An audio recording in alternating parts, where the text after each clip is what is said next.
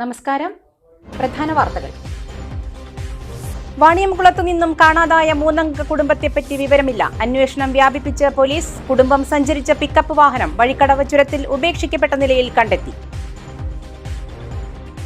കേരളത്തിലെ പൊതുജനാരോഗ്യ മേഖലയെ തരം താഴ്ത്താനും തകർക്കാനും അന്താരാഷ്ട്ര കോർപ്പറേറ്റുകളും മാധ്യമങ്ങളും ഉൾപ്പെടുന്ന വലിയ ലോബി ശ്രമം നടത്തുന്നുണ്ടെന്ന് ആരോഗ്യമന്ത്രി കെ മുരളീധരൻ. കേരളത്തിലെ ചില പ്രമുഖ സ്വകാര്യ ആശുപത്രികൾ അമേരിക്കൻ കമ്പനികൾ ഏറ്റെടുത്തു കഴിഞ്ഞതായും മന്ത്രി. പ്രവാസി വ്യവസായിയെ തോക്കു ചൂണ്ടി തട്ടിക്കൊണ്ടുപോയി 70 കോടി മോചനദ്രവ്യം ആവശ്യപ്പെട്ട കേസ്. മുഖ്യസൂത്രധാരൻ വിദേശത്ത് കഴിയുന്ന കൊടും കുറ്റവാളിയായ മലയാളിയാണെന്ന് ക്രൈംബ്രാഞ്ച് കണ്ടെത്തി. ഇയാളെ നാട്ടിൽ എത്തിക്കാനുള്ള നിയമ നടപടികൾ പോലീസ് ആരംഭിച്ചു.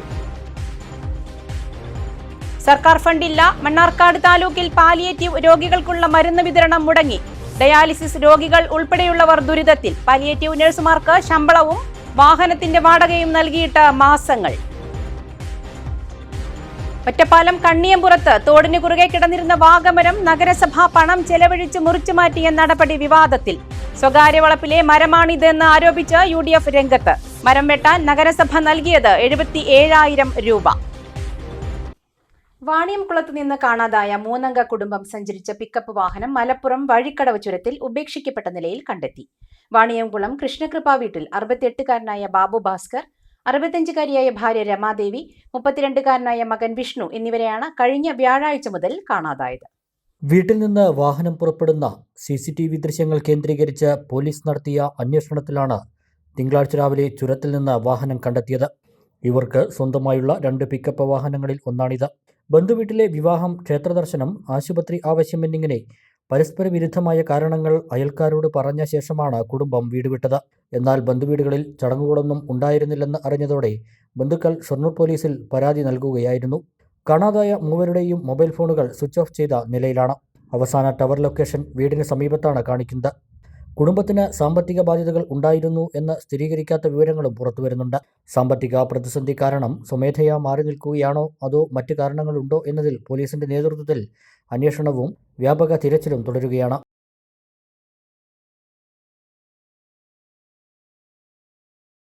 കേരളത്തിലെ പൊതുജന ആരോഗ്യ മേഖലയെ തരം താഴ്ത്താനും തകർക്കാനും അന്താരാഷ്ട്ര കോർപ്പറേറ്റുകളും മാധ്യമങ്ങളും ഉൾപ്പെടുന്ന വലിയൊരു ലോബി തന്നെ രംഗത്തുണ്ടെന്ന് ആരോഗ്യ ദേവസ്വം വകുപ്പ് മന്ത്രി K Muraleedharan.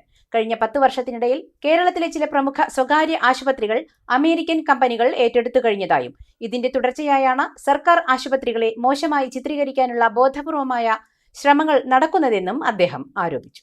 Kerala state service pensioners association Pookkottukavu മണ്ഡലം കമ്മിറ്റിയുടെ ആഭിമുഖ്യത്തിൽ കല്ലുവഴി ശബരി AUP സ്കൂളിൽ സംഘടിപ്പിച്ച മുൻ MLA AP ബാലൻ അനുസ്മരണ സമ്മേളനവും SSLC +2 വിജയികൾക്കുള്ള അനുമോദന സദസ്സും ഉദ്ഘാടനം ചെയ്ത് സംസാരിക്കുകയായിരുന്നു മന്ത്രി. ഒരു പ്രമുഖ സർക്കാർ ആശുപത്രിയിൽ താൻ നടത്തിയ പരിശോധനയ്ക്കിടയിൽ കണ്ട ഞെട്ടിക്കുന്ന കാഴ്ചകൾ മന്ത്രി വേദിയിൽ പങ്കുവച്ചു. രോഗികൾക്കും ജീവനക്കാർക്കും ഏറെ ഉപകാരപ്പെടേണ്ട ഒരു വലിയ മുറി മുഴുവൻ കോടിക്കണക്കിന് രൂപ വില വരുന്ന ഉപകരണങ്ങളും സാധനങ്ങളും കൂട്ടിയിട്ട് നശിപ്പിക്കുന്ന നിലയിലാണ് കാണാൻ കഴിഞ്ഞത്. ഇത്തരത്തിൽ സിസ്റ്റം തകരാറിലാക്കാൻ ശ്രമിച്ചാൽ പിന്നെങ്ങനെയാണ് സർക്കാർ ആശുപത്രികൾ മികച്ച നിലവാരത്തിലേക്ക് ഉയരുക? കഴിഞ്ഞ 10 വർഷത്തെ ഭരണത്തിനിടയിൽ ഇത്തരത്തിൽ കോടികളുടെ നഷ്ടമാണ് സംഭവിച്ചിട്ടുള്ളതെന്നും മന്ത്രി പറഞ്ഞു.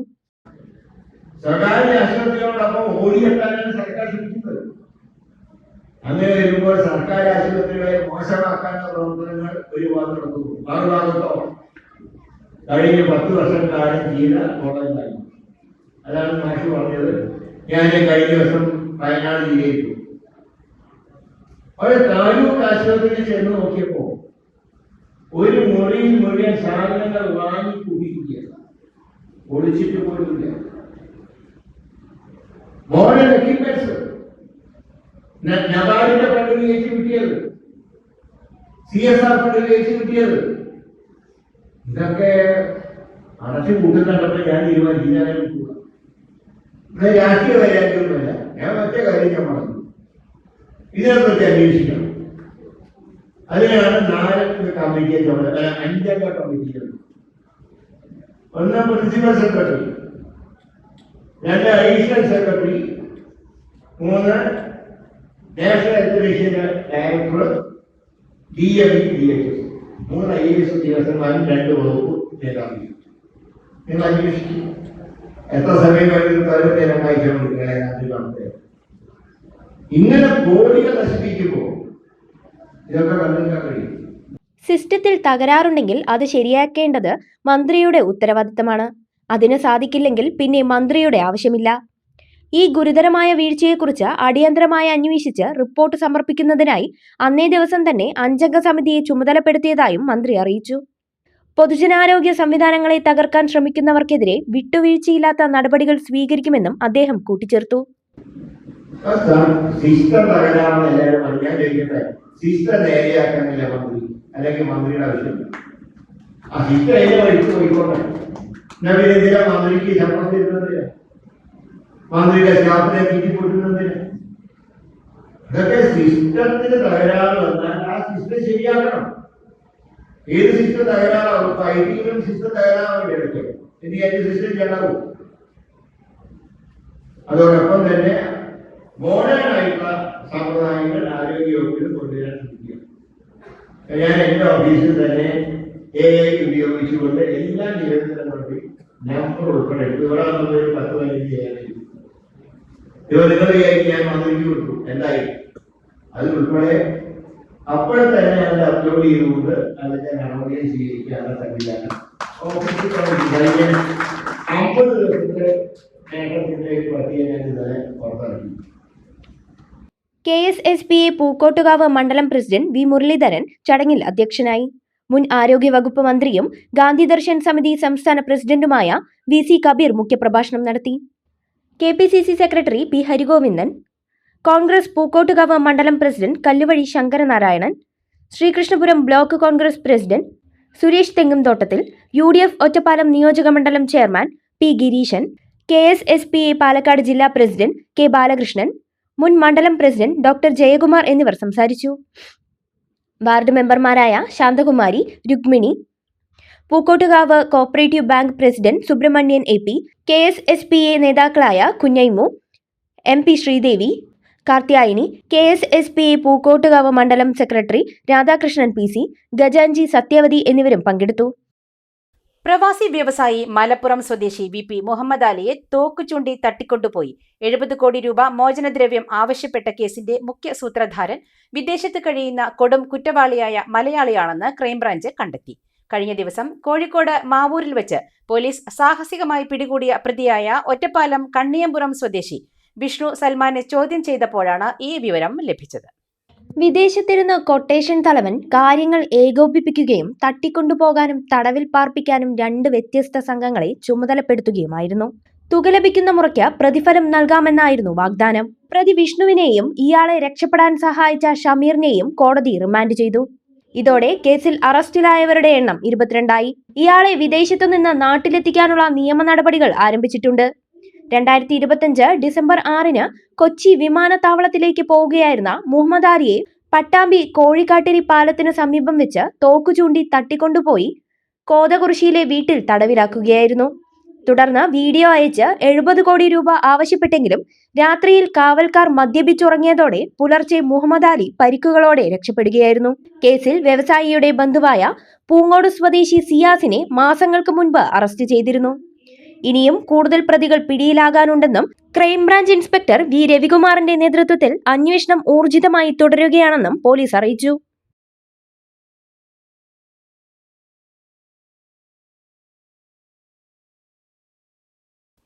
ഒറ്റപ്പാലം കണ്ണിയമ്പുറം തോടിനു കുറുകെ കിടന്നിരുന്ന വാഗമരം നഗരസഭ പണം ചെലവഴിച്ച് മുറിച്ചുമാറ്റിയ നടപടി വിവാദമാകുന്നു. തോടിന്റെ കരയിൽ സ്വകാര്യ വളപ്പിലെ മരമാണ് ഇതെന്നാരോപിച്ച് UDF രംഗത്തെത്തി. തോടിനു കുറുകെ ഒഴുക്കിന് തടസ്സമായി കിടന്നിരുന്ന മരമാണ് മുറിച്ച് കരയ്ക്ക് കയറ്റിയത്. ഇതിനായി 77,000 രൂപ നഗരസഭാധ്യക്ഷ മുൻകൂർ അനുമതി നൽകിയത് സാധൂകരണത്തിനായി നഗരസഭാ കൗൺസിലിൽ യോഗം പരിഗണിച്ചെങ്കിലും UDF BJP അംഗങ്ങളുടെ എതിർപ്പിനെ തുടർന്ന് മാറ്റിവെച്ചിരുന്നു.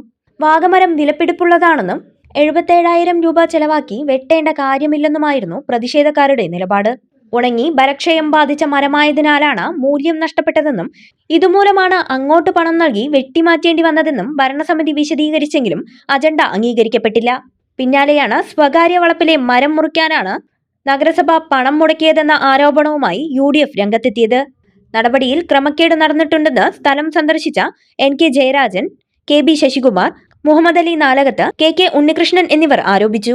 ഒറ്റപ്പാലം നഗരസഭയിലെ ഭരണസമിതിയിലെ ഒരു ഉന്നതനായ ഒരു ആളുടെ വളരെ അടുത്ത സുഹൃത്തിൻ്റെ പ്രോപ്പർട്ടിയാണ് ഈ കാണുന്നത്. ഈ സ്ഥലത്ത് നിന്ന് മരം ചാഞ്ഞ് തോട്ടിലേക്ക് മറിഞ്ഞിട്ടുണ്ടെങ്കിൽ അതിൻ്റെ ഉത്തരവാദി ഈ സ്ഥലത്തിൻ്റെ ഉടമസ്ഥനാണ്. ആ ഉടമസ്ഥന് രേഖാമൂലം നോട്ടീസ് നൽകി അത് വെട്ടിമാറ്റാൻ ആവശ്യപ്പെടുകയാണ് യഥാർത്ഥത്തിൽ ചെയ്യേണ്ടത്.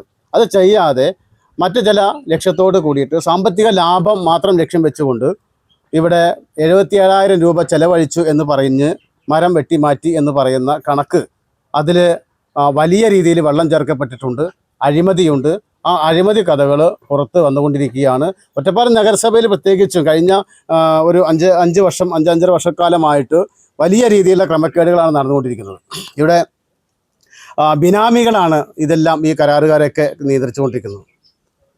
ബിനാമി ആയിട്ടാണ് പലരും ഇവിടെ ഒറ്റപ്പാലം നഗരസഭയിലെ പലതും ഏറ്റെടുത്തുകൊണ്ട് പല കണക്കുകളും കള്ളക്കണക്കുകളാക്കി അവതരിപ്പിച്ച് പൊതുജനങ്ങളുടെ നികുതി പണം കൊള്ളയടിച്ചുകൊണ്ടിരിക്കുകയാണ്. ഇതിനെതിരെ ശക്തമായ രീതിയിലുള്ള പ്രതിഷേധവുമായിട്ട് UDFൻ്റെ കൗൺസിലർമാർ അകത്തും പുറത്തുമൊക്കെ സമരങ്ങളുമായിട്ടുണ്ടാവും. സ്റ്റാൻഡിംഗ് കമ്മിറ്റി ചെയർമാൻ്റെ വാർഡിൽ ഉൾപ്പെടുന്ന ഈ സ്ഥലത്ത് ആ സ്വകാര്യ വ്യക്തിയെ സംരക്ഷിക്കാനും സഹായിക്കുന്നതിനും വേണ്ടി അയാളുടെ സ്ഥലത്തുള്ള മറ്റുള്ള മരങ്ങളെല്ലാം അയാൾ വിൽക്കുകയും ചെയ്തിട്ടുള്ളതാണ്. ഈ മുറിച്ച് മാറ്റപ്പെട്ട മരം അയാൾക്ക് കൊടുക്കുവാനും തോട്ടിലേക്ക് വീണ മരം നഗരസഭയുടെ പേരിൽ 77,000 രൂപ മുറിച്ച് നീക്കം ചെയ്യുന്നതിന് വേണ്ടി അജണ്ടയിൽ ഉൾപ്പെടുത്തി കൊടുക്കുവാനുള്ള ശ്രമങ്ങളെയാണ് ഞങ്ങൾ പരാജയപ്പെടുത്തിയത്. ഈ പരാജയപ്പെടുത്തിയത് കണ്ട് ഇടതുപക്ഷത്തിൻ്റെ ഭരണസമിതി പറഞ്ഞത് വികസനത്തിന് എതിർത്ത് നിൽക്കുന്നു എന്നുള്ളതാണ്. വികസനത്തിന് ഞങ്ങൾ എതിരാണെന്നുള്ളതാണ്. ഈ നാട്ടിലെ ജനങ്ങളുടെ പൊതുവായ കാര്യങ്ങളിൽ ഏറ്റവും കൂടുതൽ ശ്രദ്ധ ചെലുത്തുകയും അതിനുവേണ്ടി നഗരസഭാ കൗൺസിലിൽ സംസാരിക്കുകയും ചെയ്യുന്ന റൂളിംഗ് പാർട്ടിക്ക് എതിരായി എന്തെങ്കിലും സംസാരിച്ചു കഴിഞ്ഞാൽ അതിന് വികസന വിരോധികളെന്ന് ചാപ്പ കുത്തിക്കൊണ്ട് ഈ നാട്ടിലെ ജനങ്ങളെ തെറ്റിദ്ധരിപ്പിക്കുന്ന ഇടതുപക്ഷത്തിൻ്റെ ഭരണസമിതി ഈ നാട്ടിലെ ജനങ്ങളോട് മാപ്പ് പറയുകയും ഇതുപോലെയുള്ള കൊള്ളകൾ തടയുന്ന നഗരസഭയിലെ കൗൺസിലർമാർക്കെതിരെ ഇവർ നടത്തുന്ന ദുഷ്പ്രചരണങ്ങളെ പൊതുജനം അറിയണം എന്നുള്ളതാണ് ഞങ്ങൾക്ക് ഈ അവസരത്തിൽ അറിയിക്കാനുള്ളത്. സർക്കാർ ഫണ്ടില്ല. മണ്ണാർക്കാട് താലൂക്കിൽ പാലിയേറ്റീവ് രോഗികൾക്കുള്ള മരുന്ന് വിതരണവും മുടങ്ങി. ദുരിതത്തിലായി 100 കണക്കിന് ഡയാലിസിസ് രോഗികൾ ഉൾപ്പെടെയുള്ളവർ. പാലിയേറ്റീവ് നഴ്സുമാർക്ക് ശമ്പളവും വാഹനത്തിന് വാടകയും നൽകിയിട്ട് മാസങ്ങളായി. തദ്ദേശ വകുപ്പിന്റെ സഹകരണത്തോടെയാണ് ആരോഗ്യ കേന്ദ്രങ്ങൾ വഴി പാലിയേറ്റീവ് രോഗികളെ പരിചരിക്കുന്നത്.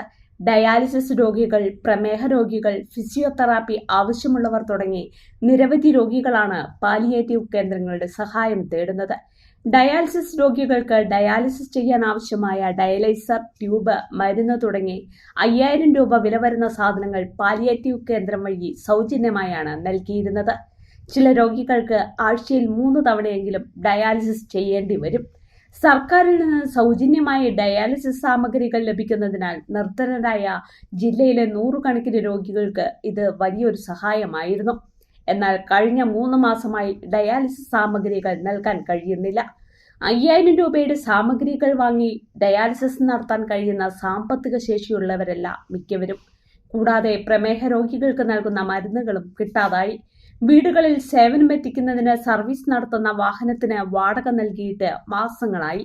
പാലിയേറ്റീവ് നഴ്സുമാർക്ക് മാസങ്ങളായി ശമ്പളവും ലഭിക്കുന്നില്ല. തദ്ദേശ വകുപ്പുകൾ നൽകുന്ന ഫണ്ട് ലഭിക്കാത്തതാണ് നിലവിലെ പ്രതിസന്ധി. അടിയന്തരമായി പാലിയേറ്റീവ് രോഗികൾക്കുള്ള സഹായം പുനഃസ്ഥാപിക്കണമെന്നാണ് ആവശ്യം. പാലിയേറ്റീവുമായി ബന്ധപ്പെട്ട് കുറച്ച് നാളുകളായി വല്ലാത്തൊരു പരാതികളുണ്ട്. കാരണം ഏതാണ്ട് 25ഓളം ഡയാലിസിസ് പേഷ്യൻ്റ് ഉണ്ട് അവിടെ. അതേപോലെ തന്നെ കുമരമ്പത്തൂർ പഞ്ചായത്തിൽ ഒരു 5ഓളം ആളുകൾ ട്രാൻസ്പ്ലാന്റ് കഴിഞ്ഞിട്ടുണ്ട്. കിഡ്നി മാറ്റിവെച്ച ആൾക്കാരുണ്ട്. സാധാരണ ഡയാലിസിസ് പേഷ്യൻസിന് അവർക്ക് വേണ്ട ഡയലൈസർ, അതേപോലെ ട്യൂബ്, അതേപോലെ മെഡിസിൻസ് ഒരുപാട് ആവശ്യമുണ്ട് അവർക്ക്. കഴിഞ്ഞ വർഷങ്ങളിലൊക്കെ സാധാരണഗതിയിൽ പഞ്ചായത്തിൻ്റെ ഫണ്ട് അനുവദിച്ചിരുന്നു. സമയാസമയം അവർക്ക് ഫണ്ട് കിട്ടിയത് കാരണം നമ്മൾ ഡയാലിസിസ് പേഷ്യൻസിന് അവർ സാധനങ്ങൾ എത്തിക്കാൻ വളരെ സൗകര്യമായിരുന്നു. പക്ഷേ ഇക്കഴിഞ്ഞ ദിവസങ്ങൾ നമ്മൾ പഞ്ചായത്തിൽ പോയി അന്വേഷിച്ചപ്പോൾ അവർ സർക്കാരിൻ്റെ ഫണ്ട് വന്നില്ലെന്ന് പറയുകയും ഡയാലിസിസ് പേഷ്യൻസിന് അത് വളരെ ബുദ്ധിമുട്ടാവുകയും ചെയ്തിട്ടുണ്ട്. സാധാരണഗതിയിൽ ഡയാലിസിസ് പേഷ്യൻസിന് അവർക്ക് ആവശ്യമായ മരുന്നുകളും അതേപോലെ ഡയാലിസറും നമ്മൾ മാർക്കറ്റിൽ പോയി വാങ്ങുകയാണെങ്കിൽ ഒരു വലിയ തുക കൊടുക്കേണ്ടി വരും. പഞ്ചായത്തിൻ്റെ ഫണ്ട് അനുവദിച്ച് കിട്ടുകയാണെങ്കിൽ നമ്മുടെ PHCയിൽ അഥവാ ഫാമിലി ഹെൽത്ത് സെൻ്ററിൽ വെച്ച് അവർക്ക് വിതരണം ചെയ്യുകയാണെങ്കിൽ ഒരുപാട് ഉപകാരമാവുകയും ചെയ്യും. പക്ഷേ നമുക്കത് ചെയ്യാൻ കഴിയുന്നില്ല. ഞാൻ പിന്നെ ഫാമിലി ഹെൽത്ത് സെൻ്ററിലെ പാലിയേറ്റീവുമായി ഏതാണ്ട് കഴിഞ്ഞ 10 വർഷമായി സഹകരിച്ച് പ്രവർത്തിക്കുന്ന ഒരു വളണ്ടിയറാണ്. മണ്ണാർക്കാടിലെ പാലിയേറ്റീവിൻ്റെ വളണ്ടിയറും ഞാൻ എടുക്കുന്നുണ്ട്. ഹോം കെയറിന് ഇടയ്ക്ക് അവർ സഹായിക്കാറുണ്ട്. പല രോഗികളും ഇപ്പോൾ പരാതിപ്പെടുന്നത് ഡയാലിസിസ് ചെയ്യാൻ കഴിയുന്നില്ല, ഒരുപാട് ബുദ്ധിമുട്ടുണ്ട്. അതേപോലെ തന്നെ കിഡ്നി മാറ്റിവെച്ചവർക്കുള്ള മരുന്നുകൾ, പ്രധാനപ്പെട്ട 2 മരുന്ന് പഞ്ചായത്തിൽ ആവശ്യപ്പെട്ടിരുന്നു. ആ ഫണ്ട് ഉപയോഗിച്ച് കുറച്ച് ആളുകൾക്ക് മരുന്ന് കൊടുത്തിരുന്നു. ഇപ്പോൾ കഴിഞ്ഞ ദിവസം അവിടെ വന്ന് അന്വേഷിച്ചപ്പോൾ ഫണ്ട് വന്നിട്ടില്ല, മരുന്ന് എത്തിയിട്ടില്ല എന്ന വാർത്തയാണ് കേൾക്കുന്നത്. കുമരമ്പത്തൂർ പഞ്ചായത്തിൽ മാത്രം 25 ഡയാലിസിസ് രോഗികളും കിഡ്നി മാറ്റിവെച്ച 5 പേരുമുണ്ട്. ഇത്തരത്തിൽ ഓരോ പഞ്ചായത്തിലും നിരവധി പേരാണ് സർക്കാരിന്റെ സഹായത്തിനായി കാത്തിരിക്കുന്നത്. വല്ലപ്പുഴയിൽ നിന്നും കഞ്ചാവ് ചെടി കണ്ടെത്തി. ഇത് എക്സൈസ് എത്തി പറിച്ചു കൊണ്ടുപോയി. ഓപ്പറേഷൻ തണ്ടർ റെയ്ഡിന്റെ ഭാഗമായി വല്ലപ്പുഴ ഭാഗങ്ങളിലെ ഇതര സംസ്ഥാന തൊഴിലാളികൾ താമസിക്കുന്ന ഇടങ്ങളിലും പരിസരങ്ങളിലും പരിശോധന നടത്തിവരവേ വല്ലപ്പുഴ യാറത്തിന് സമീപം അഴുക്കുചാലിൽ നിന്നുമാണ് എക്സൈസ് ഒരു കഞ്ചാവ് ചെടി കണ്ടെത്തിയത്. കഞ്ചാവ് ചെടിക്ക് 1.25 മീറ്ററിലധികം ഉയരമുണ്ട്. കേസ് രജിസ്റ്റർ ചെയ്ത് അന്വേഷണം ആരംഭിച്ചതായി എക്സൈസ് അധികൃതർ അറിയിച്ചു. പട്ടാമ്പി എക്സൈസ് റേഞ്ച് ഓഫീസിലെ അസിസ്റ്റന്റ് ഇൻസ്പെക്ടർ കെ ബാലകൃഷ്ണന്റെ നേതൃത്വത്തിൽ നടത്തിയ പരിശോധനയിൽ assistant inspector K Vasanthakumar, civil excise officer Anoop Raj എന്നിവർ പങ്കെടുത്തു. ഇടവേള.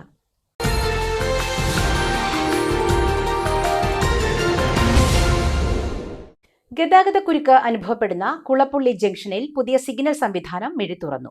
P Mammikutty MLA switch on കർമ്മം നിർവഹിച്ചു. പൊതുമരാമത്ത് വകുപ്പും മോട്ടോർ വാഹന വകുപ്പും ഷൊർണൂർ നഗരസഭയുമായി സഹകരിച്ചാണ് പദ്ധതി നടപ്പിലാക്കുന്നത്. ഷൊർണൂർ, പട്ടാമ്പി, ഒറ്റപ്പാലം തുടങ്ങിയ ഭാഗങ്ങളിലേക്ക് തിരിയേണ്ട പ്രധാന ജംഗ്ഷൻ ആയതിനാലാണ് കുളപ്പുള്ളിയിൽ സിഗ്നൽ സംവിധാനം പ്രവർത്തനം ആരംഭിച്ചത്. തിങ്കളാഴ്ച മുതൽ ഗതാഗത പരിഷ്കരണവും നിലവിൽ വന്നു. കുളപ്പുള്ളി ജംഗ്ഷനിൽ ഇനി മുതൽ തിരക്കിട്ട് പോകേണ്ട ആവശ്യമില്ല. നിയന്ത്രിക്കാൻ സിഗ്നൽ സംവിധാനം ഇന്നു മുതൽ കണ്ണു തുറന്നു. ഒറ്റപ്പാലത്ത് നിന്ന് ഷൊർണൂർ ഭാഗത്തേക്കും ഷൊർണൂരിൽ നിന്നും പട്ടാമ്പിയിലേക്കും പട്ടാമ്പിയിൽ നിന്ന് ഒറ്റപ്പാലത്തേക്കും വരുന്ന വാഹനങ്ങൾ ജംഗ്ഷനിൽ ചുവപ്പ് സിഗ്നൽ ഉള്ളപ്പോഴും മറ്റ് വാഹനങ്ങൾക്ക് തടസ്സമില്ലാതെ ഇടത്തേക്ക് തിരിയാൻ കഴിയുന്ന ഫ്രീ ലൈറ്റ് സംവിധാനവുമുണ്ട്. എന്നാൽ പട്ടാമ്പിയിൽ നിന്നും ഷൊർണൂർ ഭാഗത്തേക്ക് പോകുന്ന വാഹനങ്ങളും ഷൊർണൂരിൽ നിന്നും ഒറ്റപ്പാലം ഭാഗത്തേക്ക് പോകുന്ന വാഹനങ്ങളും ചുവന്ന ലൈറ്റ് പ്രകാശിക്കുമ്പോൾ സിഗ്നലിൽ നിർത്തിയിട്ട് വേണം യാത്ര തുടരാൻ. വണ്ടികൾക്ക് തിരിഞ്ഞു പോകണമെങ്കിൽ പഴയ ഗീതാ തിയേറ്ററിന് മുൻവശത്ത് കൂടി U-ടേൺ എടുത്ത് വേണം തിരിയാൻ. കാൽനട യാത്രക്കാർക്ക് റോഡ് മറികടക്കാൻ വിദേശ മദ്യ ഷോപ്പ്, കുടുംബിനി സൂപ്പർ മാർക്കറ്റ്, ഗവൺമെന്റ് പ്രസ് എന്നിവയ്ക്ക് മുന്നിൽ സീബ്ര ലൈനും വരച്ചിട്ടുണ്ട്. ഇതോടെ യാത്രക്കാർക്ക് ഗതാഗത കുരുക്കിൽപ്പെടാതെ എളുപ്പത്തിൽ റോഡ് മറികടക്കാനാവും. 30 സെക്കൻഡ് നേരം തെളിയുന്ന പച്ച ലൈറ്റാണ് സിഗ്നലിൽ സംവിധാനം ചെയ്തിരിക്കുന്നത്.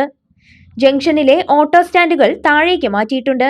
ഷൊർണൂർ നഗരസഭ വൈസ് ചെയർമാൻ VK അനുരാജ് ചടങ്ങിൽ അധ്യക്ഷനായി. സ്റ്റാൻഡിംഗ് കമ്മിറ്റി ചെയർപേഴ്സൺമാരായ രവീന്ദ്രൻ, സന്ധ്യ, സൗമ്യ, സിന്ധു, കൗൺസിലർമാരായ Rajagopal, Arun, Vinod, Prasanna, Geetha, Rajitha, Sheeja, Latha, Baby, Girija, Geetha, Pushpalatha, Basheer, Murugan, Shoranur police station CI Vishnu, SI Rajeevan, പദ്ധതി കോൺട്രാക്ടർ രതീഷ് എന്നിവർ പങ്കെടുത്തു. പൊതുമരാമത്ത് വകുപ്പും മോട്ടോർ വാഹന വകുപ്പും ഷൊർണൂർ നഗരസഭയുമായി സഹകരിച്ചാണ് പദ്ധതി നടപ്പിലാക്കിയത്. അതേസമയം റോഡ് നന്നാക്കാതെ സിഗ്നൽ സംവിധാനം മാത്രം സ്ഥാപിച്ചിട്ട് എന്ത് കാര്യം എന്ന് ആരോപിച്ച് വിഷയത്തിൽ പ്രതിഷേധവുമായി BJP രംഗത്ത് വന്നു. പട്ടാമ്പി ബസ് സ്റ്റാൻഡിലെ കാത്തിരിപ്പ് കേന്ദ്രത്തിലെ ഇരിപ്പിടങ്ങൾ തകർച്ചയിൽ. ഭൂരിഭാഗം ഇരിപ്പിടങ്ങളും തുരുമ്പെടുത്തു കഴിഞ്ഞു. എന്നാൽ അധികൃതരാവട്ടെ ഇതൊന്നും കണ്ടില്ല എന്ന മട്ടാണ്. ജില്ലയിലെ തന്നെ പ്രധാന ബസ് സ്റ്റാൻഡുകളിലൊന്നാണ് പട്ടാമ്പി. നൂറുകണക്കിന് ആളുകളാണ് ഇവിടെ നിത്യവും യാത്ര ചെയ്യാനെത്തുന്നത്. എന്നാൽ സ്റ്റാൻഡിലെ ബസ് കാത്തിരിപ്പ് കേന്ദ്രമാകട്ടെ വലിയ ശോചനീയാവസ്ഥയിലും. വർഷങ്ങൾക്ക് മുമ്പ് നിർമ്മിച്ച കാത്തിരിപ്പ് കേന്ദ്രങ്ങളിലെ ഇരിപ്പിടങ്ങളെല്ലാം തകരാറിലാണ്. പലതും തുരുമ്പെടുത്ത് നശിച്ചു. പല ഇരിപ്പിടങ്ങളും ഇവിടെ കാണാനുമില്ല. ഉള്ളതാകട്ടെ ഉപയോഗിക്കാൻ കഴിയാത്ത സ്ഥിതിയിലും. വലിയ അപകട സാധ്യതയും ഇവിടെ നിലനിൽക്കുന്നുണ്ട്. വർഷങ്ങൾക്ക് മുമ്പ് MLA ഫണ്ടിൽ നിന്നും നിർമ്മിച്ച ഈ ബസ് കാത്തിരിപ്പ് കേന്ദ്രത്തിലേക്ക് പിന്നെ ആരും തിരിഞ്ഞു നോക്കിയിട്ടില്ലെന്ന് പറയാം. കാലാനുസൃതമായ മാറ്റങ്ങളും ഇവിടെ കൊണ്ടുവന്നിട്ടില്ല. നഗരസഭയുടെ അധീനതയിലുള്ള ബസ് സ്റ്റാൻഡിലെ കാത്തിരിപ്പ് കേന്ദ്രമെങ്കിലും സുരക്ഷിതമാക്കി നൽകാൻ അധികൃതർ തയ്യാറാകണമെന്നാണ് ആവശ്യം. മുനിസിപ്പാലിറ്റി ഭാഗത്തുനിന്നും ഒരു നടപടി എടുക്കില്ല. പട്ടാമ്പിയുടെ MLA എന്ന മൂത്ര ഭാഗത്തുനിന്നും ഒരു നടപടി എടുക്കില്ല. ചോദിക്കുമ്പോഴൊക്കെ നമ്മൾ വേണ്ടപ്പെട്ട ആൾക്കാരോടെല്ലാം ജനറലായിട്ട് നമ്മൾ ചോദിക്കുമ്പോഴൊക്കെ അളവെടുത്ത് പോയിട്ട് അങ്ങനെ ആയി ഇങ്ങനെയുള്ള അവസ്ഥകളും അഭിമുഖമായ ചില കേൾവികളൊക്കെ കേൾക്കാമെന്നല്ലാതെ വ്യക്തമായ തീരുമാനത്തിൻ്റെ ഒരു മാപ്പ് ഇതുവരെ കിട്ടിയിട്ടില്ല ഇതുവരെ. അപ്പോൾ ഇത് ഒരു മത്സരമാണോ പൊതുജനങ്ങളുടെ വോട്ടുക്ക് വേണ്ടിയിട്ട് പരസ്പരം മത്സരിക്കുകയാണോ എന്ന സംശയത്തിലാണ് ഇപ്പോൾ തന്നെ. വാഗ്ദാനങ്ങളും പ്രകടന പത്രികകളും ഒരുപാട് വാഗ്ദാനം നൽകിയിട്ട് അധികാരത്തിൽ കയറി വന്നവരാണ് ഇവരൊക്കെ. പട്ടാമ്പി MLA ആയിക്കോട്ടെ, ചെയർമാൻ സ്ഥാനത്ത് സാഹചര്യം ആയിക്കോട്ടെ, ആരായാലും. പക്ഷേ ഇത് പൊതുമുതൽ താല്പര്യങ്ങൾക്ക് എത്രയും പെട്ടെന്ന് വേണ്ട നടപടി എടുക്കണമെന്നാണ് എൻ്റെ വ്യക്തിപരമായ യാത്രക്കാരെ പരാതികൾ പറയുന്നുണ്ട്. പക്ഷേ ഇതൊന്നും നിങ്ങൾക്ക് ചെവി കേൾക്കുന്നുണ്ടോ, അധികാരികൾക്ക് ചെവി കേൾക്കുന്നുണ്ടോ എന്ന് അറിയുന്നുണ്ടോ ഇല്ല, അറിയാത്ത പോലെ നടിക്കുക. ഇതൊന്നും സംശയ രീതിയിൽ എത്തിയിരിക്കുന്ന സാഹചര്യത്തിൽ പറയാതിരിക്കാൻ വയ്യ. ഞാൻ സ്ഥിരം യാത്രക്കാരനാണ് പട്ടാമ്പി. പല വഴിക്കും പോകാൻ ഇവിടെ വരുമ്പോൾ സീറ്റുകളൊക്കെ വളരെ മോശമാണ് ആൾക്കാരിരിക്കുന്നത്. പകുതിയിലധികം കേടുകളിൽ കിടക്കുന്നത്. അതൊന്ന് നേരെയാക്കാനുള്ളൊരു നടപടി നഗരസഭയുടെ ഭാഗത്ത് ഉണ്ടാവണം. പട്ടാമ്പി താലൂക്ക് രൂപീകരിച്ചതിന് ശേഷം പട്ടാമ്പി ബസ് സ്റ്റാൻഡിൻ്റെ ഒരവസ്ഥയാണിത്. പൊട്ടിപ്പൊളിഞ്ഞ കസേരകൾ, അതുപോലെ തന്നെ യാത്രക്കാർക്ക് വളരെ ബുദ്ധിമുട്ടുണ്ടാക്കുന്നുണ്ട്. കുട്ടികളൊക്കെ വീണിട്ടൊക്കെ പരിക്ക് പറ്റാൻ ഇരുമ്പിൻ്റെ ഇതാണ്. ഒന്നെങ്കിലും ഇത് പൊളിച്ചു മാറ്റിയെങ്കിലും ചെയ്യണം. ആളുകൾക്ക് വെറുതെ നിൽക്കെങ്കിലും ചെയ്യാനോ. എന്തായാലും അധികാരികളുടെ ശ്രദ്ധയിൽ ഇത് പെടുത്തട്ടെ. എന്തായാലും ബഹുമാനായ CP മുഹമ്മദ് MLA വികസനം കൊണ്ട് നിർമ്മിച്ച ഒരു ഇരിപ്പിടായിരുന്നത്. വളരെ നല്ല രീതിയിൽ അദ്ദേഹം ജനങ്ങളുടെ ആവശ്യങ്ങൾ പരിഗണിച്ച് ചെയ്തതാണ്. വിദ്യാർത്ഥികളടക്കം നിരവധി പേർ ഇവിടെ എത്തുന്നുണ്ട്. ഒന്ന് ഇരിക്കണമെന്ന് തോന്നിയാൽ അത് കഴിയാത്ത സ്ഥിതിയാണ് ഇപ്പോൾ. പട്ടാമ്പിയിൽ പലതും മാറുന്നുണ്ടെങ്കിലും നഗരത്തിൻ്റെ നാഡീകേന്ദ്രമായ ബസ് സ്റ്റാൻഡിൻ്റെ അവസ്ഥ ഏറെ ശോചനീയമാണ്. സ്ഥിരമായി വൈദ്യുതിയുടെ പോക്കുവരവ് മൂലം താഴേക്കോട് KSEB സെക്ഷന് കീഴിലെ ഉപഭോക്താക്കൾ നേരിടുന്നത് വലിയ പ്രയാസം. വൈദ്യുതിയെ മാത്രം ആശ്രയിക്കേണ്ടി വരുന്ന മില്ലുകളും ഇൻഡസ്ട്രിയൽ സ്ഥാപനങ്ങളും പ്രവർത്തിക്കാൻ കഴിയാത്ത സ്ഥിതിയാണെന്ന് ഉടമകൾ. നിലവിലുള്ള 33 kV സബ്സ്റ്റേഷന് താങ്ങാൻ കഴിയാവുന്നതിൽ അധികം ഉപയോഗമാണ് നടക്കുന്നത്. ഇടയ്ക്കുള്ള പോക്കുവരവ് ഇതുമൂലമാണ്. വിഷയത്തിന് പരിഹാരമായി 110 kV സബ്സ്റ്റേഷൻ താഴേക്കോട് അനുവദിക്കണമെന്നാവശ്യപ്പെട്ട് പൊതുപ്രവർത്തകൻ ഫൈസൽ പാലോത്ത് വകുപ്പ് മന്ത്രിക്ക് കത്ത് നൽകി. വൈദ്യുതിയെ മാത്രം ആശ്രയിച്ച് പ്രവർത്തിക്കുന്ന മില്ലുകൾ, ഇൻഡസ്ട്രിയൽ സ്ഥാപനങ്ങൾ, ബേക്കറികൾ എന്നിവയാണ് വലിയ പ്രയാസം നേരിടുന്നത്. ഓരോ മണിക്കൂറിലും നിരവധി തവണ പോക്കുവരവുണ്ടാകുന്നു. ഇത് പൊടിമിൽ മേഖലയ്ക്ക് വലിയ പ്രതിസന്ധിയാണ് സൃഷ്ടിക്കുന്നതെന്ന് മില്ലുടമ T റസാഖ് പറഞ്ഞു. ജോലിക്കാർക്ക് ശമ്പളം നൽകാനുള്ള തുക പോലും മിക്ക ദിവസങ്ങളിലും ലഭിക്കാറില്ലെന്നും അദ്ദേഹം പറയുന്നു. ഇടയ്ക്കിടയ്ക്ക് ഇങ്ങനെ കറണ്ട് പോയിക്കൊണ്ടിരിക്കുക. പോയി പറഞ്ഞാൽ ഫീസ് പോവുക.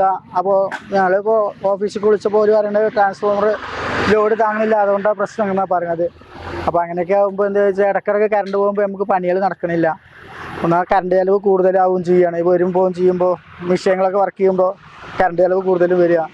അപ്പോൾ പണിക്കാരൊക്കെ വെച്ചിട്ടൊന്നും നമുക്ക് മുതലായാണ്ട് അങ്ങനെ വരികയാണ്. അപ്പോൾ അതിന് എന്തെങ്കിലും ഒരു വഴി കണ്ട് കാണിച്ചു തരണം. അത്ര പാചകവാതകത്തിന് വില വർദ്ധിച്ചതോടെ ചെറുകിട ചായക്കടകളിലും ബേക്കറികളിലും നിലവിൽ ഇൻഡക്ഷൻ കുക്കറാണ് ചായയിടാനായി ഉപയോഗിക്കുന്നത്. എന്നാൽ സ്ഥിരതയില്ലാത്ത വൈദ്യുതി കാരണം കച്ചവടം പ്രതിസന്ധിയിലായെന്ന് ബേക്കറി ഉടമ PT സിദ്ദിഖ് പറയുന്നു. ഈ ഗ്യാസിനൊക്കെ വില കൂടിയതിനു ശേഷം അധിക ചെറിയ കടകളിലും കറണ്ട് അടുപ്പാണ് ഉപയോഗിക്കുന്നത്. ഇങ്ങനെ കറണ്ട് പോകുന്നത് കച്ചവടത്തെ ഒക്കെ വളരെയധികം ബാധിക്കുന്നുണ്ട്. രാവിലെയും വൈകുന്നേരവുമാണ് കൂടുതലും കറണ്ട് പോകുന്നത്. അത് കച്ചവട സമയമാണ്. ആ സമയത്ത് ഇങ്ങനെ പോകുന്നത് വളരെയധികം ബുദ്ധിമുട്ടാണ്. വ്യാപാര സ്ഥാപനങ്ങളിൽ മാത്രമല്ല, വീടുകളിലെ സ്ഥിതിയും സമാനമാണ്. വൈകുന്നേരങ്ങളിൽ ടിവിയോ മ്യൂസിക് സിസ്റ്റമോ ഉപയോഗിക്കാൻ കഴിയാറില്ലെന്ന് VP രവിമോൻ പറഞ്ഞു. ആദ്യം മുതൽ കുറേ കാലം മുതൽ തന്നെ വോൾട്ടേജിന്റെ പ്രശ്നം നമ്മളെ വീട്ടിലൊക്കെ നല്ല പ്രശ്നമുണ്ട്. കാരണം നമ്മളെ വീട്ടിലൊരു ഹോം തിയേറ്റർ ഉണ്ട്. നമ്മൾ ഈ ഹോം തിയേറ്ററൊക്കെ വർക്ക് ചെയ്യുമ്പോൾ അത് 6 മണിക്ക് ശേഷം പിന്നെ വർക്ക് ചെയ്യുന്നേ ഇല്ല. കാരണം അത് അത്രയും പവറിലൊരു സാധനമാണത്. നമ്മളത് എപ്പോൾ വൈകുന്നേരം വളക്കത്തി കാട്ടനകത്ത് നമ്മൾ ഭക്തിയാനൊക്കെ നേരത്തെ ഈ സാധനം വർക്ക് ചെയ്യാൻ കഴിയില്ല. കാരണം ഞാൻ കുറേ KSEBക്ക് വിളിച്ച് ചൂടാവും ചെയ്തതാണ്.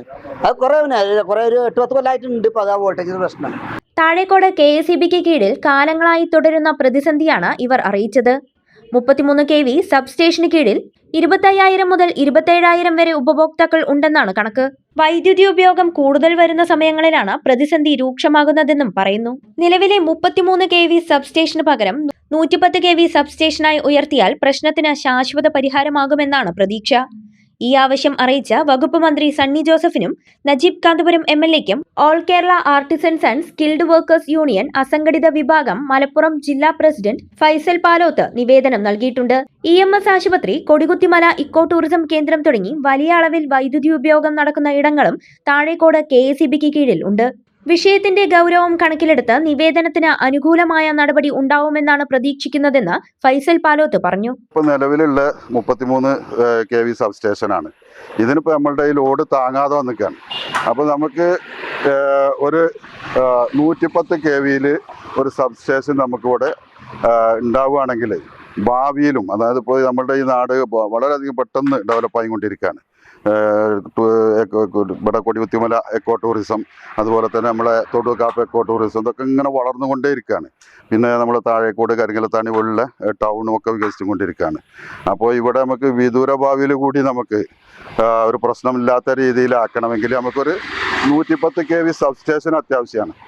അത് നമുക്കിവിടെ ഈ നമ്മളുടെ ഈ ഇതിൻ്റെ അടുത്തുകൂടി 220 kV ലൈന് പോകുന്നുണ്ട്. അതിൽ നിന്ന് ഉപയോഗപ്പെടുത്താനും കഴിയുന്നതാണ്. അപ്പോൾ ഞാൻ അതുമായി ബന്ധപ്പെട്ട് നമ്മളുടെ വിദ്യുച്ഛക്തി മന്ത്രിക്ക് സണ്ണി ജോസഫിന് ഒരു നിവേദനം കൊടുത്തിരുന്നു. ഇവിടെ ഒരു 110 kV സബ്സ്റ്റേഷൻ ആവശ്യമാണ് പറഞ്ഞിട്ട്. അതുപോലെ മലപ്പുറത്ത് ചീഫ് എഞ്ചിനീയർക്ക് കൊടുത്തിട്ടുണ്ട്. നമ്മുടെ MLA നജീബ് കാന്തപുരത്തിനൊക്കെ നിവേദനങ്ങൾ കൊടുത്തിട്ടുണ്ട് നമ്മളുടെ ഈ ആവശ്യങ്ങൾ ഉന്നയിച്ചുകൊണ്ട്. വലിയ രീതിയിൽ പുരോഗതിയിലുള്ള ടൗണുകളാണ് താഴേക്കോടും കരിങ്കല്ലത്താണിയും. ഒറ്റപ്പാലം സൗത്ത് പനമണ്ണ കൂരുടി അമ്പലത്തിനു സമീപം കൃഷിയിടത്തിലേക്ക് കക്കൂസ് മാലിന്യം തള്ളിയ നിലയിൽ കണ്ടെത്തി. തിങ്കളാഴ്ച പുലർച്ചെ 1:30യോടെയാണ് സംഭവം. മാലിന്യം തള്ളാൻ എത്തിയ വാഹനം സമീപത്തെ CCTV ക്യാമറയിൽ പതിഞ്ഞിട്ടുണ്ട്. മാലിന്യം തള്ളുന്നത് നേരിൽ കണ്ട സമീപവാസി സ്വന്തം ബൈക്കിൽ വാഹനത്തെ പിന്തുടർന്നെങ്കിലും അമിത വേഗതയിൽ വാഹനം ഓടിച്ചുപോയ സംഘം രക്ഷപ്പെടുകയായിരുന്നു. വാഹനത്തിന്റെ നമ്പർ പ്ലേറ്റ് തുണികൊണ്ട് മൂടിയ നിലയിലായിരുന്നുവെന്ന് സംഭവം നേരിൽ കണ്ട വ്യക്തി പറഞ്ഞു. മാസങ്ങൾക്ക് മുൻപ് വരോട് ഭാഗത്തും സമാനമായ രീതിയിൽ വിവിധ സ്ഥലങ്ങളിൽ കക്കൂസ് മാലിന്യം തള്ളിയ സംഭവം ഉണ്ടായിരുന്നു. എന്നാൽ ആ സംഭവത്തിൽ കുറ്റക്കാരെ പിടികൂടാൻ പോലീസിനോ നഗരസഭയ്ക്കോ ഇതുവരെ സാധിച്ചിട്ടില്ല. ഇതിനിടയിലാണ് ജനവാസ മേഖലയോട് ചേർന്നുള്ള കൃഷിയിടത്തിൽ വീണ്ടും സാമൂഹിക വിരുദ്ധർ മാലിന്യം തള്ളിയിരിക്കുന്നത്. പ്രദേശത്ത് പകർച്ചവ്യാധി ഭീഷണി ഉയർത്തുന്ന രീതിയിൽ മാലിന്യം തള്ളിയവർക്കെതിരെ ശക്തമായ നടപടി സ്വീകരിക്കണമെന്നാവശ്യപ്പെട്ട് മുൻ വാർഡ് കൗൺസിലർ C. സജിത്ത് പോലീസിൽ പരാതി നൽകി. CCTV ദൃശ്യങ്ങൾ കേന്ദ്രീകരിച്ച് പോലീസ് അന്വേഷണം ആരംഭിച്ചിട്ടുണ്ട്. പ്രദേശത്ത് ഇത്തരം നിയമലംഘനങ്ങൾ പതിവാകുന്നതിനെതിരെ നാട്ടുകാരുടെ പ്രതിഷേധം ശക്തമാണ്. ഒറ്റപ്പാലം നഗരസഭ 37-ാം വാർഡിൽ ഉൾപ്പെടുന്ന വാനശാല അമ്പലവട്ടം റോഡിൽ കുരുടി അമ്പലത്തിന് സമീപത്തുള്ള പാടശേഖരത്തിലേക്ക് ഇന്ന് പുലർച്ചെ ഒരു 1:30-നും 2 മണിക്കും ഇടയിലായിട്ട് ഒരു ടാങ്കർ ലോറിയിൽ കക്കൂസ് മാലിന്യം തള്ളിയതായിട്ട് ഒരു വ്യക്തി കാണുകയും ആ വ്യക്തി അതിൻ്റെ ഒരു വീഡിയോ എടുത്ത് അയക്കുകയും ചെയ്തു. രാവിലെ ഈ വ്യക്തിയെ വിളിച്ച് ചോദിച്ചപ്പോൾ അറിയാൻ സാധിച്ചത് വണ്ടിയിൽ വാഹനത്തിൽ വരുന്ന സമയത്ത് ഈ ടാങ്കർ ലോറി പാടശേഖരത്തിന് സമീപം നിന്ന് ഈ കൽവാട്ടിൻ്റെ താഴേക്ക് ഒഴുകുന്ന വെള്ളത്തിലേക്ക് ഈ മാലിന്യം അടിച്ചുവിടുകയാണ് ചെയ്തിരുന്നതെന്നാണ്. ഇദ്ദേഹത്തിനെ കണ്ട സമയം പെട്ടെന്ന് തന്നെ വാഹനം അവിടുന്ന് എടുത്തു പോവുകയും ഇദ്ദേഹം വാഹനത്തെ പിന്തുടരുകയും ചെയ്തു. എന്നാൽ വാഹനത്തിൻ്റെ നമ്പർ പ്ലേറ്റ് ഉൾപ്പെടെ തോർത്തുമുണ്ട് ഉപയോഗിച്ച് മറച്ചിരിക്കുന്നത് കാരണത്താൽ വാഹനത്തിൻ്റെ നമ്പർ മനസ്സിലാക്കാൻ സാധിച്ചില്ല. പിന്നെ വണ്ടി ഓവർ സ്പീഡ് ആയതിനാൽ അദ്ദേഹത്തിന് പിന്തുടർന്ന് ഈ വാഹനത്തിനെ ഐഡൻറ്റിഫൈ ചെയ്യാനും സാധിച്ചില്ല. ഇതിപ്പോൾ ഒറ്റപ്പാലം നഗരസഭാ പ്രദേശത്ത് ഈ ഒരു പ്രവൃത്തി സ്ഥിരമായിരിക്കുകയാണ്. കഴിഞ്ഞ 1-2 മാസങ്ങൾക്ക് മുൻപെയാണ് ഒറ്റപ്പാലം നഗരസഭയിൽ തന്നെ വരോട് പ്രദേശത്ത് ഇതുപോലെ കക്കൂസ് മാലിന്യം തള്ളിയത്. അത് മഴക്കാലത്തല്ലാത്തതിനാൽ പെട്ടെന്ന് മനസ്സിലാക്കാൻ സാധിച്ചു. ഇവിടെ ഒഴുകുന്ന വെള്ളത്തിലേക്കാണ് ഈ മാലിന്യം തള്ളിയിട്ടുള്ളത്. ഇപ്പോൾ മാലിന്യത്തിൻ്റെ സാന്നിധ്യമൊന്നും അവിടെ പരിശോധിച്ചപ്പോൾ കാണുന്നില്ല. എന്തായാലും ഈ വിഷയം ശ്രദ്ധയിൽപ്പെട്ടതിനെ തുടർന്ന് ഒറ്റപ്പാലം നഗരസഭയിലും അതുപോലെ തന്നെ ഒറ്റപ്പാലം പോലീസ് സ്റ്റേഷനിലും ഈ വിഷയം പരാതിയായിട്ട് അറിയിച്ചിട്ടുണ്ട്. അടിയന്തരമായിട്ട് ഇങ്ങനെ സാമൂഹ്യവിരുദ്ധ പ്രവർത്തനം നടത്തുന്ന ആളുകളെ കണ്ടെത്തി അവർക്ക് വേണ്ട ശിക്ഷാ നിയമ നടപടികൾ സ്വീകരിക്കണമെന്നാണ് ആവശ്യപ്പെട്ടിട്ടുള്ളത്.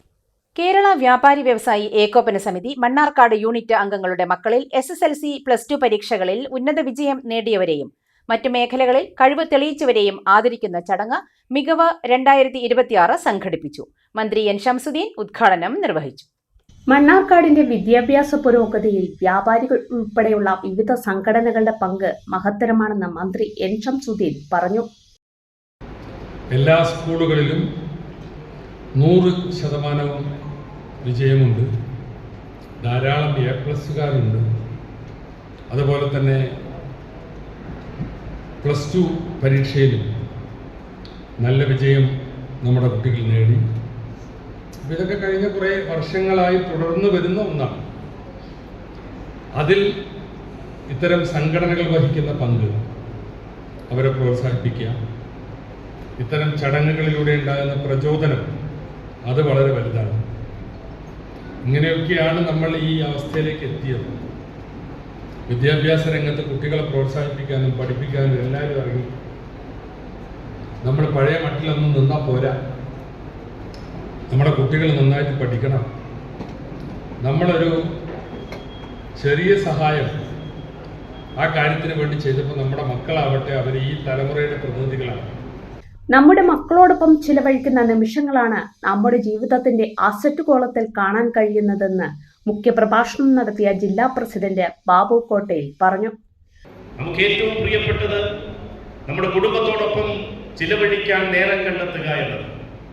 ഒരു കാരണവുമില്ലാതെ അവരോടൊപ്പം ഇരിക്കാൻ കഴിയണം, ഒരു കാരണവുമില്ലാതെ അവരോട് ചിരിക്കാൻ കഴിയണം, അവരോടൊപ്പം പാട്ടുപാടാനും നൃത്തം ചെയ്യാനും കഴിയണം.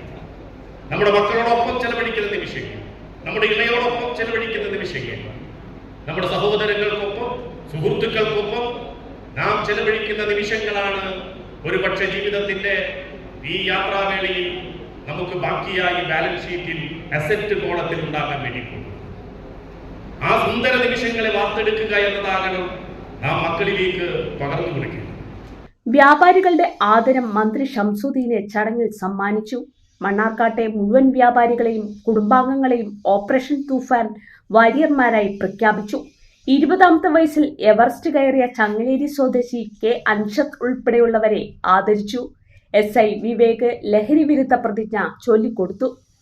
SSLC +2 വിജയികൾക്ക് കൈനിറയെ സമ്മാനം നൽകിയാണ് ആദരിച്ചത്.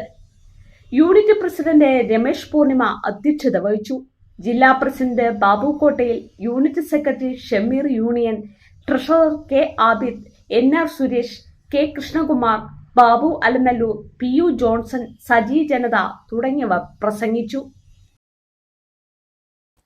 മണ്ണാർക്കാട് നഗരസഭയിലെ നായടിക്കുന്ന്, നാരങ്ങപ്പറ്റ, കോടതിപ്പടി വാർഡുകളിലെ SSLC +2 വിജയികളെ അനുമോദിച്ചു. അനുമോദന ചടങ്ങ് മുൻ മന്ത്രി KT ജലീൽ ഉദ്ഘാടനം ചെയ്തു.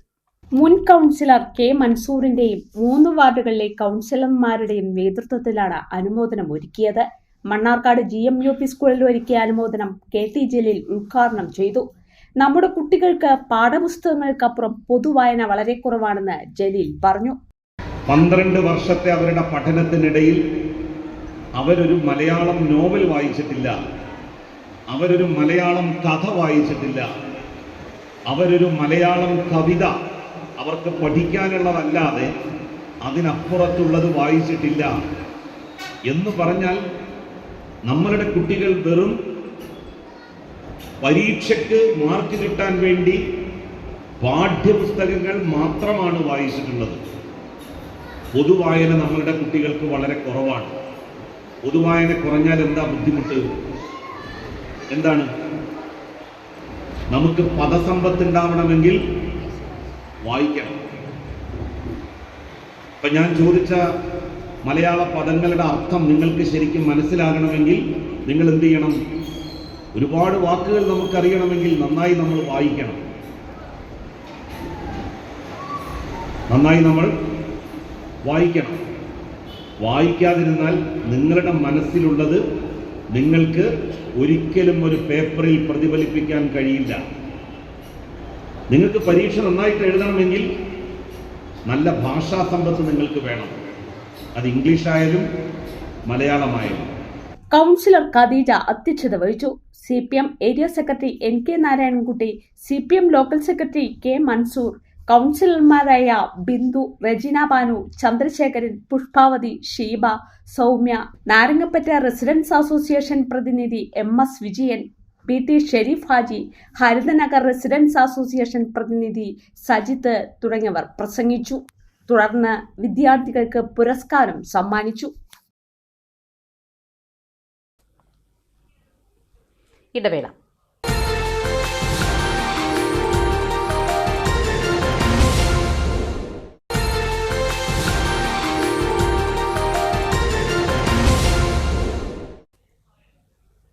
വാർത്തകൾ തുടരുന്നു.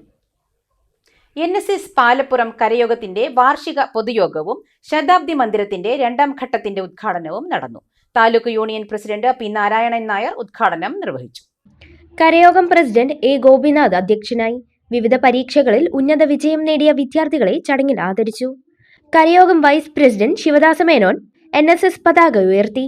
കരയോഗം secretary Sethumadhavan master, joint secretary KT Suresh Babu, VS Krishnakumari, professor T Kumaran, advocate Kushalan എന്നിവർ സംസാരിച്ചു. ഓൾ ഇന്ത്യ വീരശൈവ മഹാസഭ ഒറ്റപ്പാലം താലൂക്ക് സമ്മേളനം NSS കരയോഗം ഹാളിൽ താലൂക്ക് പ്രസിഡന്റ് M. അനിൽകുമാറിന്റെ അധ്യക്ഷതയിൽ standing committee chairman KK Ramakrishnan master ഉദ്ഘാടനം ചെയ്തു. ഓൾ ഇന്ത്യ വീരശൈവ മഹാസഭ സംസ്ഥാന ഖജാൻജി മുഖ്യപ്രഭാഷണവും ഉന്നത വിജയം നേടിയ വിദ്യാർത്ഥിനികളെ ആദരിക്കുന്ന ചടങ്ങും നിർവഹിച്ചു. സംസ്ഥാന കമ്മിറ്റി അംഗം K. മണികണ്ഠൻ, ജില്ലാ സെക്രട്ടറി N. രാധിക, ജില്ലാ ജോയിന്റ് സെക്രട്ടറി K. ബാലസുബ്രഹ്മണ്യൻ, ജില്ലാ vice president Mathur Radhakrishnan, taluk secretary S. Sarath, Jayasudha, Sasikumar എന്നിവർ സംസാരിച്ചു. പ്രധാന വാർത്തകൾ വീണ്ടും. വാണിയംകുളത്തു നിന്നും കാണാതായ 3 അംഗ കുടുംബത്തെപ്പറ്റി വിവരമില്ല. അന്വേഷണം വ്യാപിപ്പിച്ച് പോലീസ്. കുടുംബം സഞ്ചരിച്ച പിക്കപ്പ് വാഹനം വഴിക്കടവ് ചുരത്തിൽ ഉപേക്ഷിക്കപ്പെട്ട നിലയിൽ കണ്ടെത്തി. കേരളത്തിലെ പൊതുജനാരോഗ്യ മേഖലയെ തരം താഴ്ത്താനും തകർക്കാനും അന്താരാഷ്ട്ര കോർപ്പറേറ്റുകളും മാധ്യമങ്ങളും ഉൾപ്പെടുന്ന വലിയ ലോബി ശ്രമം നടത്തുന്നുണ്ടെന്ന് ആരോഗ്യമന്ത്രി K. മുരളീധരൻ. കേരളത്തിലെ ചില പ്രമുഖ സ്വകാര്യ ആശുപത്രികൾ അമേരിക്കൻ കമ്പനികൾ ഏറ്റെടുത്തു കഴിഞ്ഞതായും മന്ത്രി. പ്രവാസി വ്യവസായിയെ തോക്കു ചൂണ്ടി തട്ടിക്കൊണ്ടുപോയി 70 കോടി മോചനദ്രവ്യം ആവശ്യപ്പെട്ട കേസ്. മുഖ്യസൂത്രധാരൻ വിദേശത്ത് കഴിയുന്ന കൊടും കുറ്റവാളിയായ മലയാളിയാണെന്ന് ക്രൈംബ്രാഞ്ച് കണ്ടെത്തി. ഇയാളെ നാട്ടിൽ എത്തിക്കാനുള്ള നിയമ നടപടികൾ പോലീസ് ആരംഭിച്ചു. സർക്കാർ ഫണ്ടില്ല. മണ്ണാർക്കാട് താലൂക്കിൽ പാലിയേറ്റീവ് രോഗികൾക്കുള്ള മരുന്ന് വിതരണം മുടങ്ങി. ഡയാലിസിസ് രോഗികൾ ഉൾപ്പെടെയുള്ളവർ ദുരിതത്തിൽ. പാലിയേറ്റീവ് നഴ്സുമാർക്ക് ശമ്പളവും വാഹനത്തിന്റെ വാടകയും നൽകിയിട്ട് മാസങ്ങൾ. ഒറ്റപ്പാലം കണ്ണിയമ്പുറത്ത് തോടിന് കുറുകെ കിടന്നിരുന്ന വാഗമരം നഗരസഭ പണം ചെലവഴിച്ച് മുറിച്ചുമാറ്റിയ നടപടി വിവാദത്തിൽ. സ്വകാര്യ വളപ്പിലെ മരമാണിതെന്ന് ആരോപിച്ച് UDF രംഗത്ത്. മരം വെട്ടാൻ നഗരസഭ നൽകിയത് 77,000 രൂപ.